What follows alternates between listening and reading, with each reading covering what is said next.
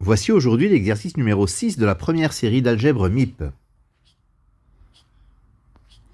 Alors, cet exercice est le suivant. Premièrement, soit les vecteurs de C3, U1 égale 1 moins 1 I, U2 égale moins 1 I1, U3 égale I1 moins 1. Petit a, montrez que U1, U2, U3 est une base de C3. Petit b, calculez les coordonnées du vecteur V égale 1 plus I, 1 moins I dans cette base. Deuxième question. Petit a, soit P0, P1, etc. Pn une famille de polynômes échelonnés de Kn de x. Degré de Pi égale I. Montrez que P0, P1, etc. Pn est une base de Kn de x. Petit b, en déduire que pour tout a de k, la famille 1, x-a au carré, etc. x-a puissance n est une base de Kn de x. Soit P, un polynôme de Kn de x, donnez les coordonnées de P dans cette base. Alors, premièrement, montrons que U1, U2, U3 est libre.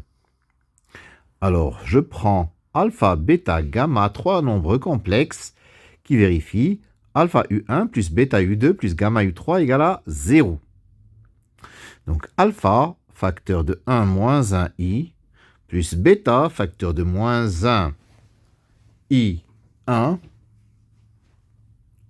plus gamma, facteur de I1 moins 1, égale 0, 0, 0.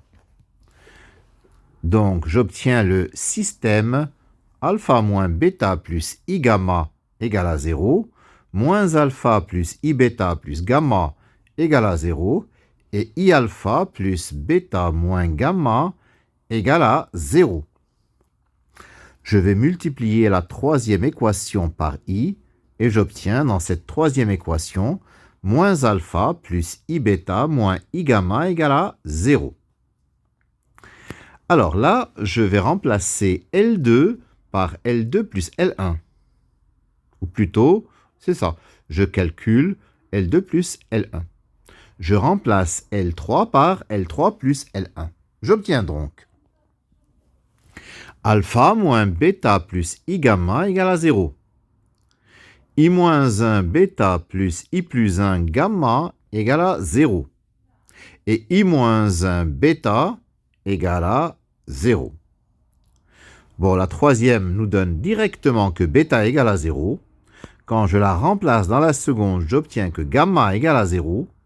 Et si je remplace dans la première bêta et gamma par 0, j'obtiens alpha égale à 0. Donc la famille U1, U2, U3 est une famille libre. Elle est constituée de 3 vecteurs et nous sommes dans C3. C'est donc une base de C3. Petit b, V c'est 1 plus I, 1 moins I. Je veux déterminer les coordonnées de V dans cette base. Alors ces coordonnées, je vais les appeler provisoirement alpha, bêta et gamma. Ce sont donc les coordonnées de V dans la base U1, U2, U3. Alors V s'écrit alpha U1 plus bêta U2 plus gamma U3. Donc, je forme le système alpha moins bêta plus I gamma égale 1 plus I, moins alpha plus I bêta plus gamma égale 1 moins I alpha plus bêta moins gamma égale I. Bon, je procède aux mêmes opérations que tout à l'heure. Je vais multiplier la troisième ligne par I. J'obtiens en troisième ligne moins alpha plus I bêta moins I gamma égale moins 1. Donc, comme tout à l'heure, je fais L2 plus L1 à la place de L2 et L3 plus L1 à la place de L3. J'obtiens, la première ligne est inchangée, alpha moins bêta plus I gamma égale 1 plus I. I moins 1 bêta plus I plus 1 gamma égale à 2. Et enfin, I moins 1 bêta égale à I. Donc je calcule bêta, d'abord, c'est I sur moins 1 plus I. Je multiplie par le conjugué, j'obtiens i, facteur de moins 1 moins i sur 2. Ce qui me donne 1 moins i sur 2. Voilà pour bêta. Et je vais remplacer bêta par 1 moins i sur 2 dans la deuxième et dans la première. La première devient alpha moins 1 moins i sur 2 plus i gamma égale 1 plus i. Puis la deuxième devient i moins 1 fois 1 moins i sur 2 plus i plus 1 gamma égale à 2. Donc bêta, c'est toujours 1 moins i sur 2. Donc dans la deuxième, j'obtiens, alors, i moins 1 fois 1 moins i, ça nous fait 2i. 2i divisé par 2, ça fait i. Donc i plus 1 gamma égale 2 moins i quand je le passe à droite. Donc, la première ligne, c'est alpha plus i gamma égale 1 plus i plus 1 moins i sur 2. C'est-à-dire, en calculant, en mettant au même dénominateur, 3 plus i sur 2.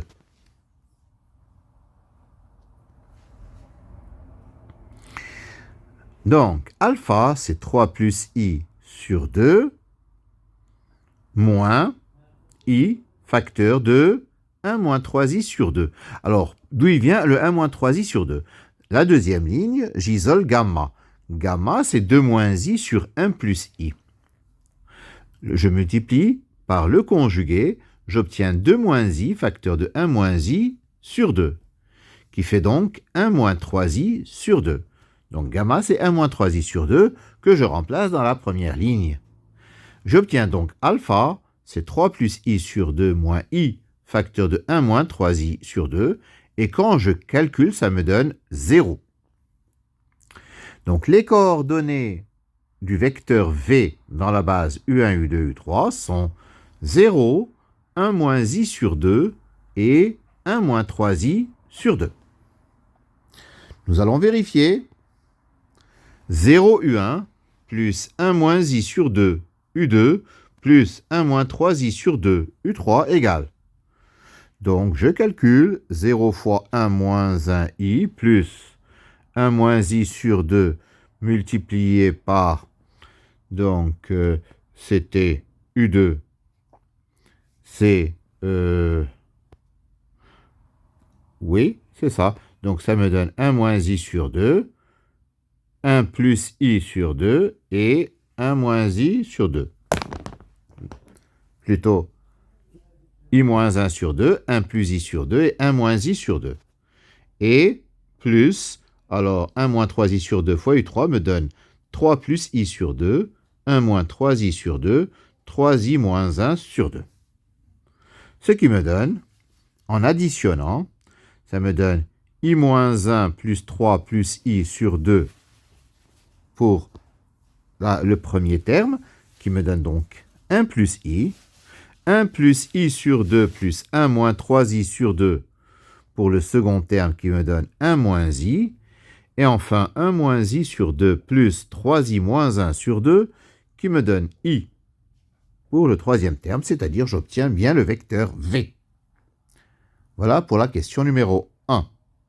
La question 2, nous allons montrer que la famille P0, etc. Pn de Kn de x est libre.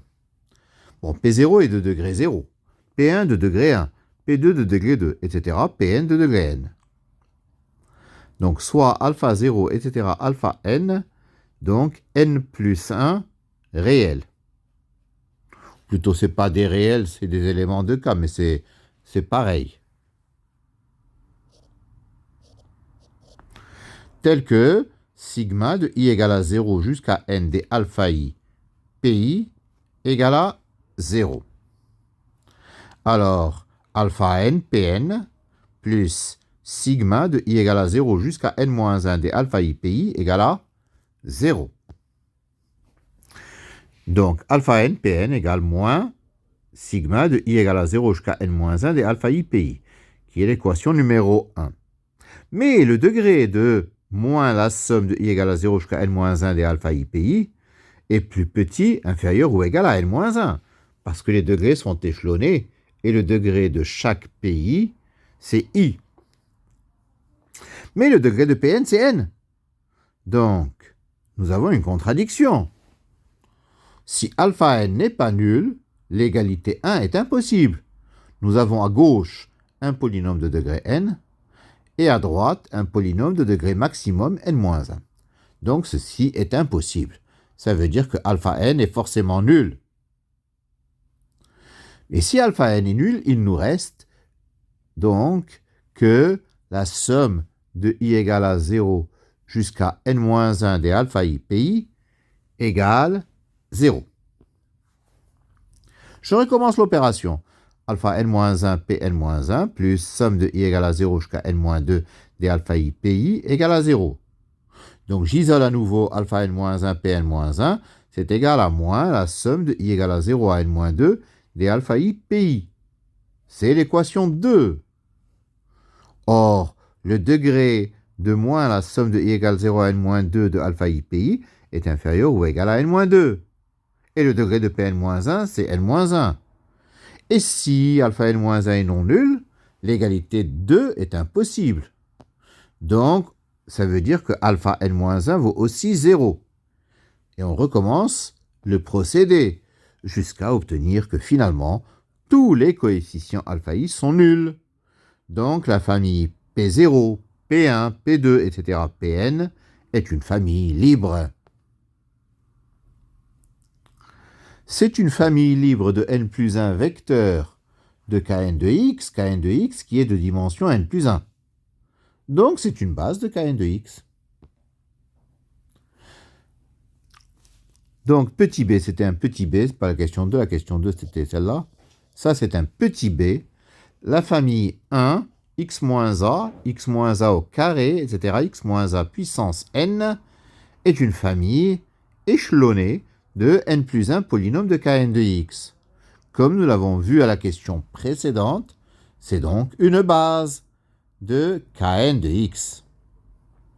Si P appartient à Kn de x, d'après la formule de Taylor au point A, P s'écrit sigma de k égale à 0 jusqu'à n des x-a puissance k fois la dérivée km de P en A divisé par factoriel k. Donc les coordonnées de P dans cette base sont tout simplement les P km de A sur factoriel k.